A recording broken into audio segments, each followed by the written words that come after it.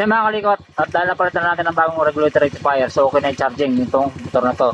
So katanggal natin dito sa positive o sa negative ng battery yung wire, hindi na mamatay yung motor natin o yung makina. Unlike kanina, nung tinanggal natin, dahil nga sira yung charging yung regulator, so namamatay. So tanggal natin to, yan, hindi na siya namamatay. So yung mga kalikot, at hindi nga nag-charge, so may problema yung charging system ng motor na to. So troubleshoot natin kung ano nga ba yung sira nito, kung ano nga ba yung problema nito. It's either yung regulator, yung stator, or yung mga wiring connection. Okay?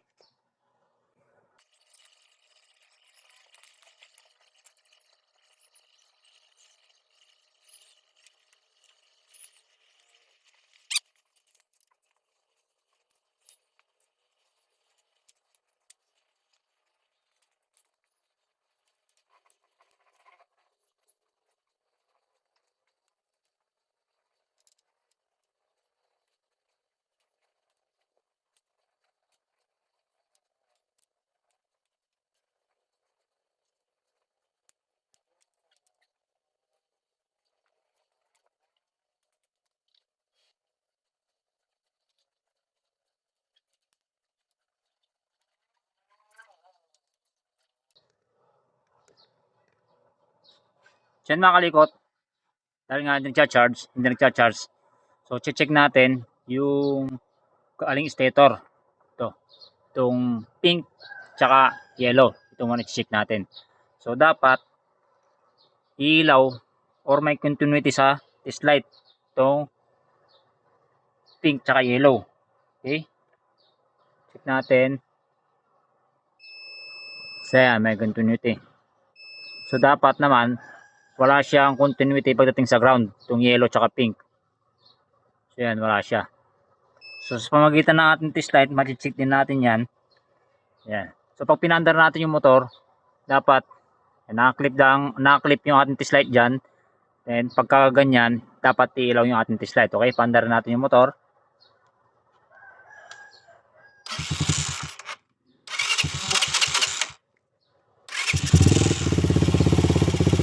Kaya dapat iilaw yung ating test light. Malakas naman. Okay siya. So, ulit lang natin. Ulitin lang natin.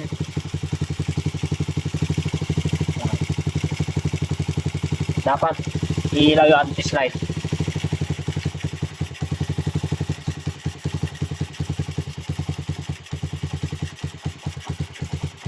Ayan. Ayan.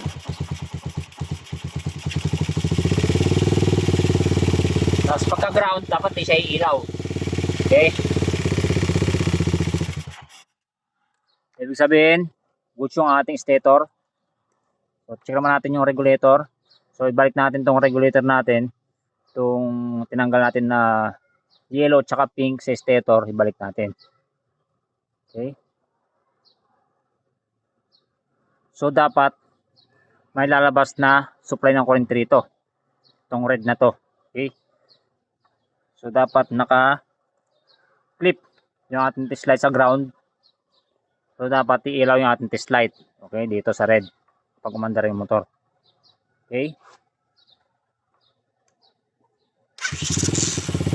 Yan, di siya umilaw. Ibig sabihin, sira yung regulator rectifier. Okay? Yan, confirm. Regulator yung sira. So, papalitan lang natin tong bago. Or wala akong pamalit na bago. Yan, meron akong stock dyan. Yung pinaglumaan ko na okay pa siya. So, palitan lang natin ng bago tong regulator rectifier na to. Tapos, papakita ko sa inyo yung diferensya.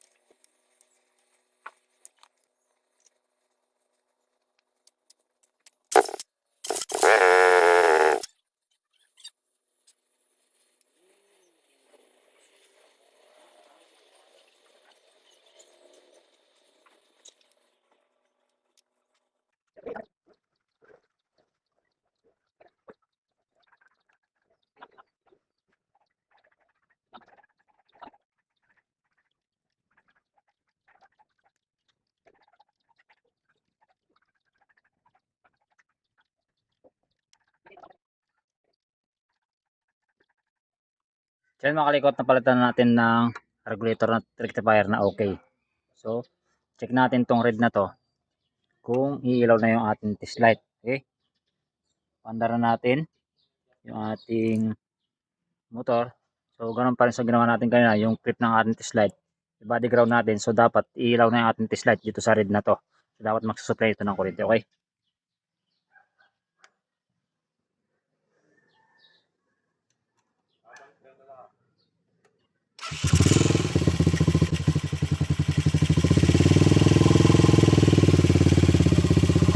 yan, ilaw na siya. Ibig sabihin goods na yung charging system ng motor na to. So regulator rectifier lang yung problema. Okay, so mga kalikot, at dahil napalitan natin ng bagong regulator rectifier, so okay na yung charging nitong motor na to. So katanggal natin dito sa positive o sa negative ng battery yung wire, hindi na mamatay yung motor natin o yung makina. Unlike kanina nung tinanggal natin, dahil nga sira yung charging yung regulator, so namamatay. So tanggalin natin to, yan, hindi na siya namamatay.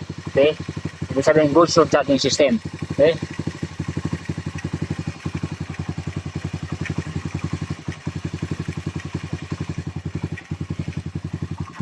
ipakita ko rin sa inyo na nagcha-charge na siya.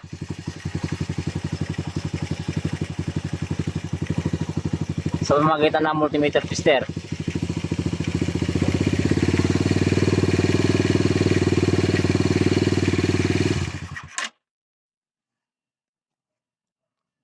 So kanina nung chinik natin, so hindi man tumaas yung reading ng battery nung pinandar natin. So check natin to ngayon.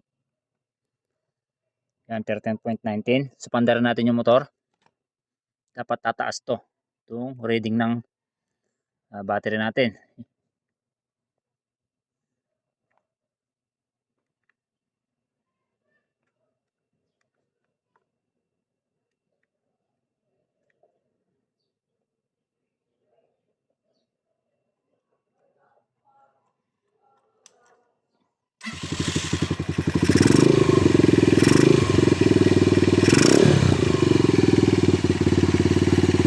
Gusto lang natin.